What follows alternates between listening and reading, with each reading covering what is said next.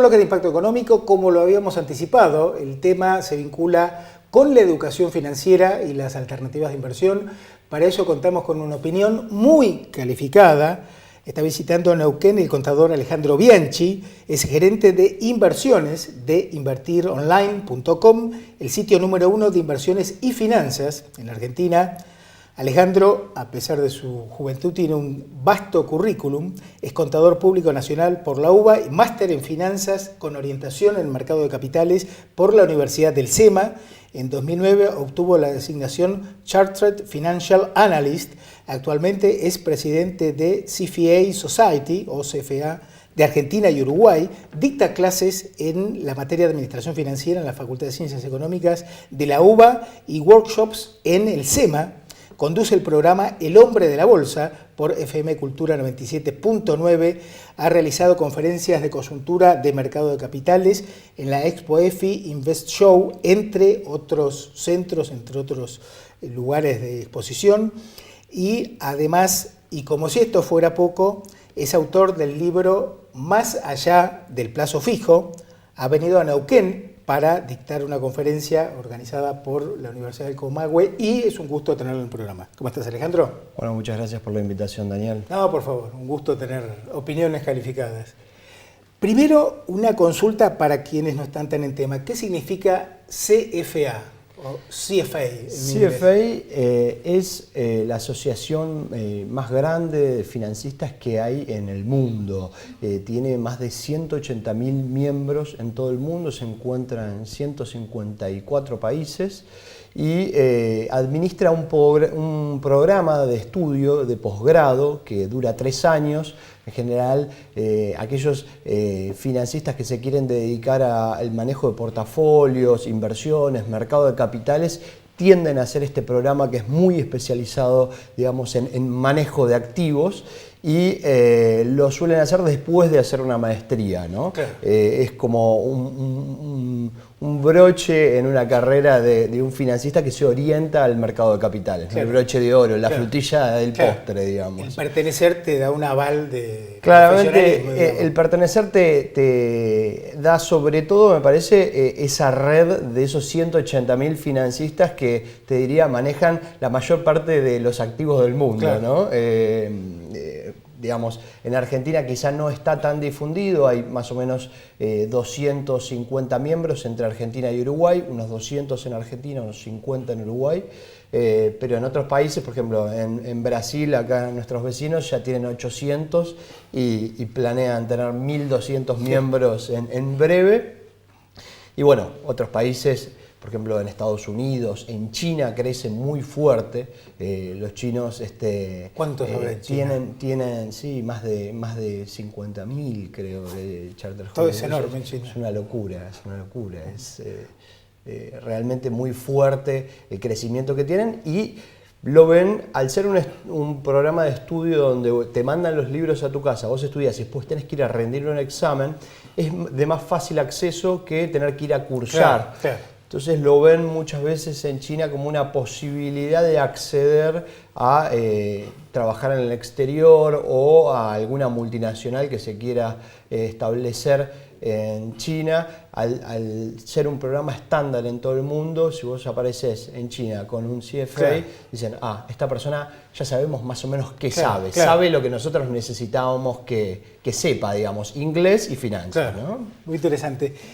En relación a la educación financiera, ¿cuál es la importancia de un mercado de capitales robusto en la actividad económica productiva? ¿Cómo se vincula lo financiero con lo económico, con la economía real? Bueno, a ver, yo siempre digo que no existe país desarrollado sin un mercado de capitales desarrollado. Esto tiene que ver mucho con la función del mercado de capitales en la economía. El mercado de capitales lo que hace es toma dinero de gente que necesita ahorrar porque tiene un excedente de liquidez y se lo presta a quien tiene necesidad de financiamiento para llevar a cabo su negocio, su empresa. Es decir, está, por un lado, brindándole a una parte de la sociedad la alternativa de ahorro e inversión.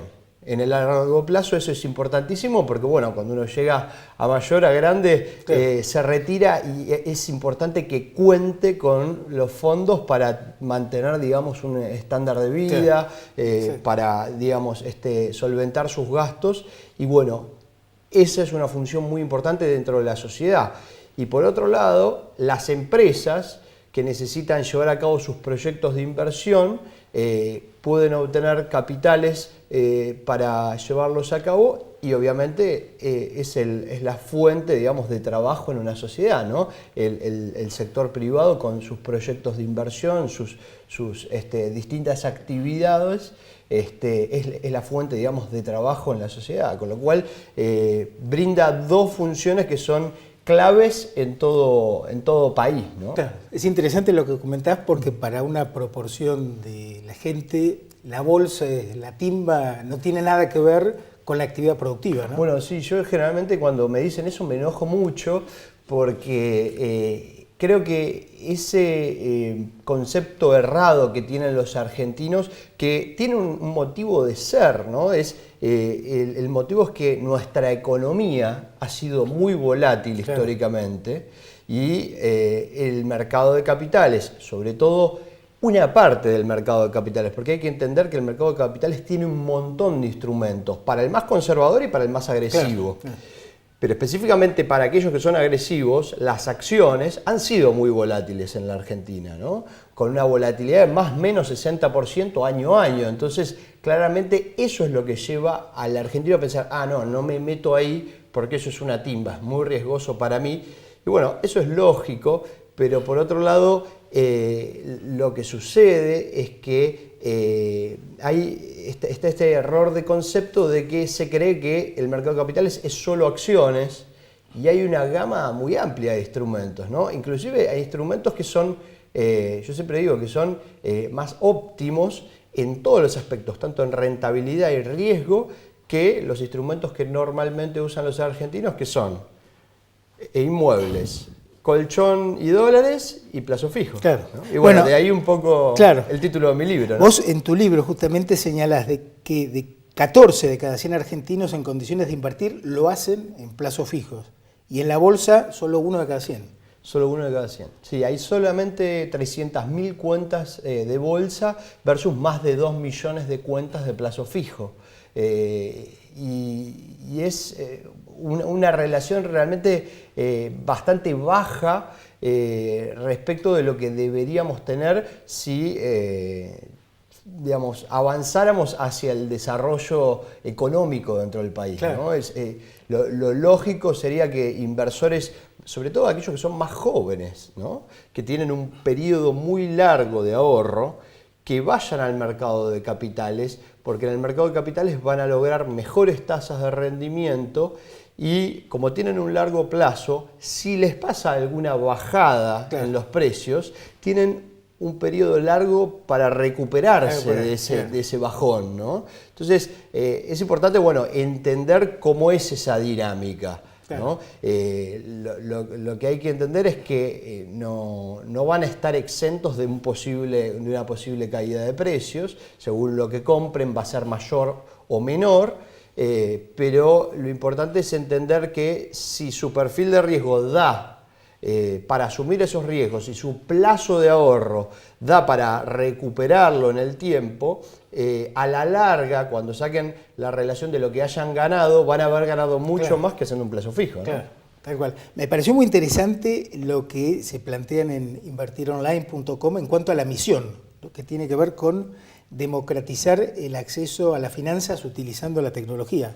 ¿Por qué no me explicas el concepto? Bueno, nosotros, y bueno, justamente la conferencia que he venido a dar a la Universidad del Comahue está dentro, claro, de esta idea que tenemos nosotros de democratizar que los servicios financieros, la bolsa, que también una de las ideas muy arraigadas en la Argentina es que, bueno, eso es para ricos, claro, ¿no? Yo no puedo acceder ahí.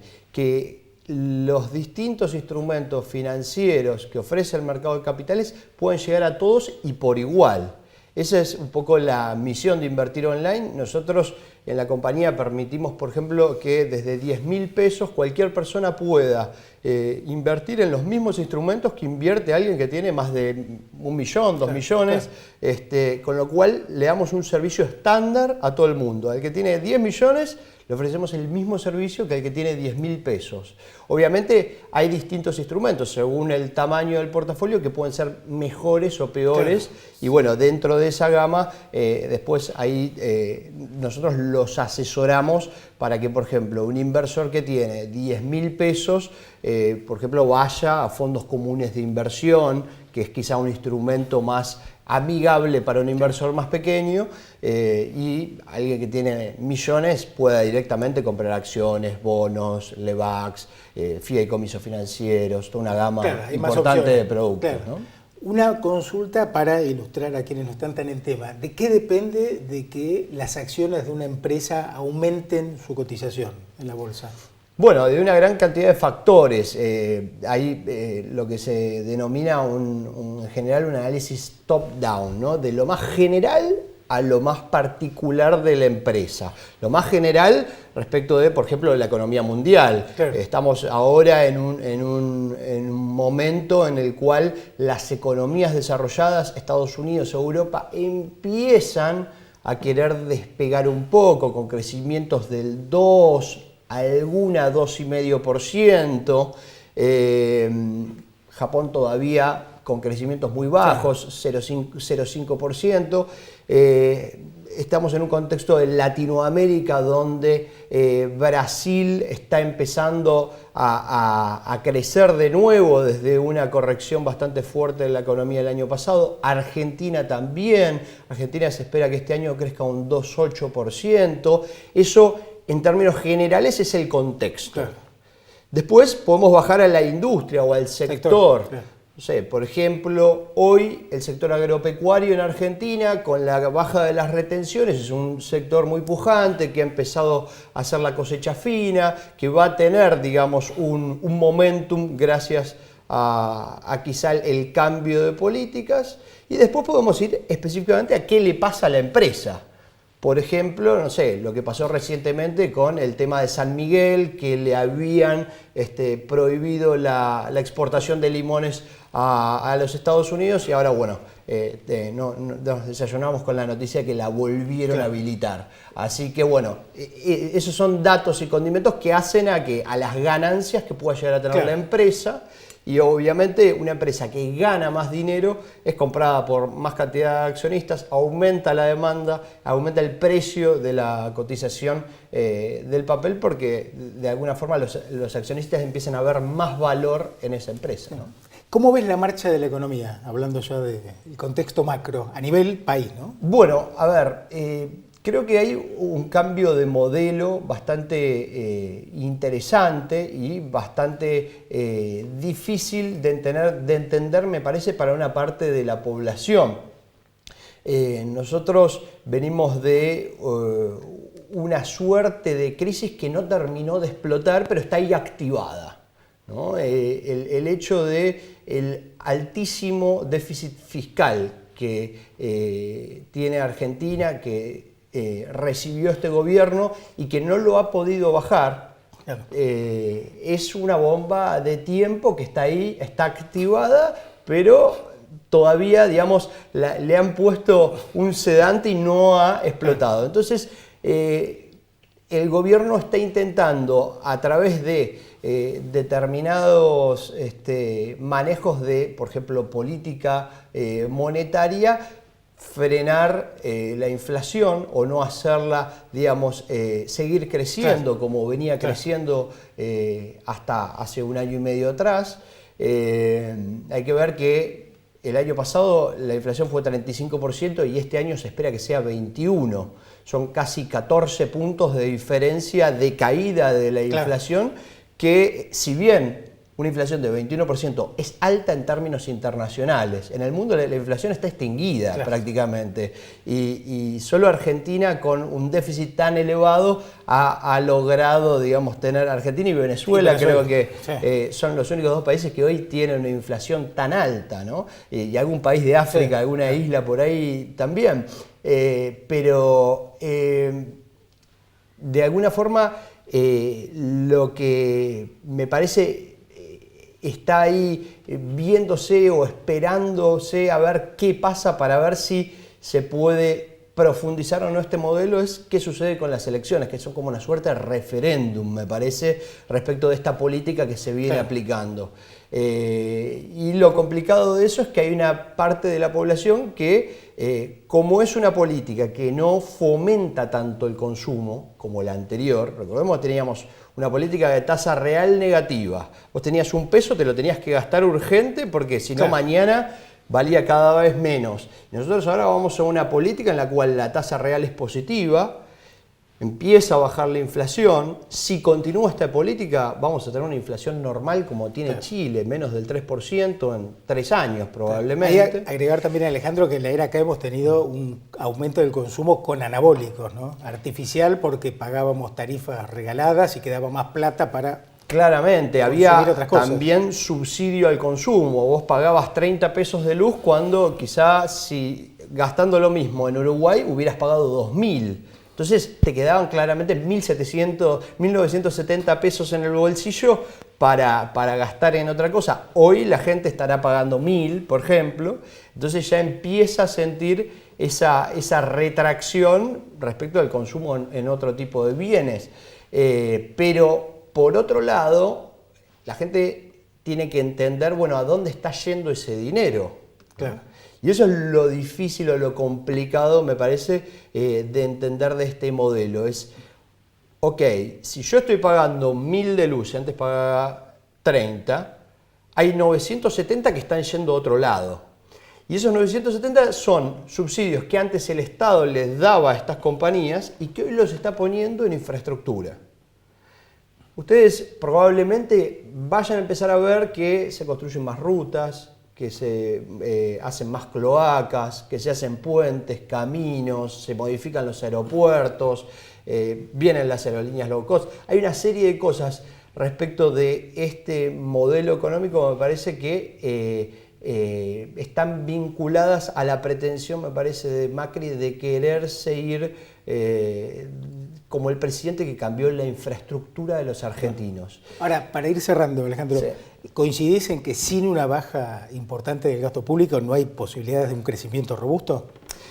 Correctamente. Me parece que hay pasos, ¿no? Primero estará el resultado de las elecciones. Yo creo que si Macri logra más o menos mantener un buen resultado, va a lograr profundizar un poco el modelo, que va a ser una reforma general impositiva y que va a lograr en probablemente 2 años más bajar el gasto, no sé si a la mitad.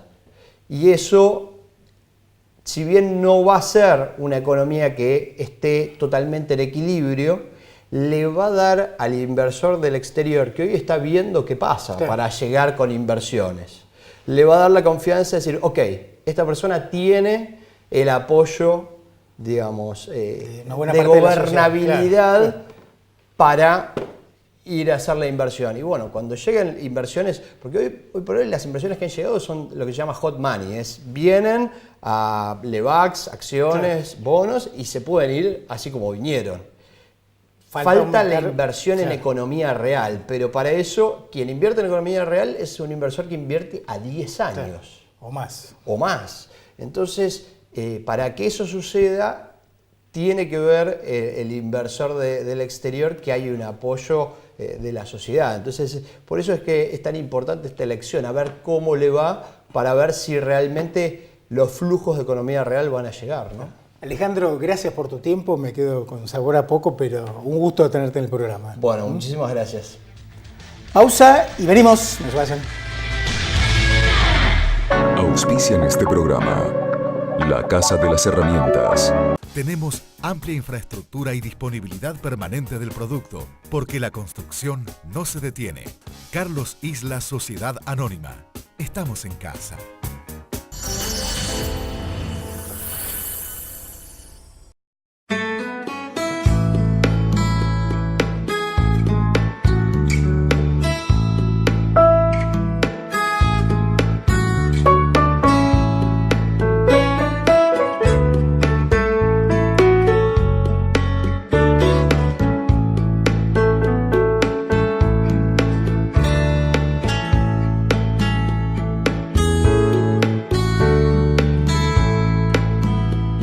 Villa Excelencia. Hoteles y casinos del Río.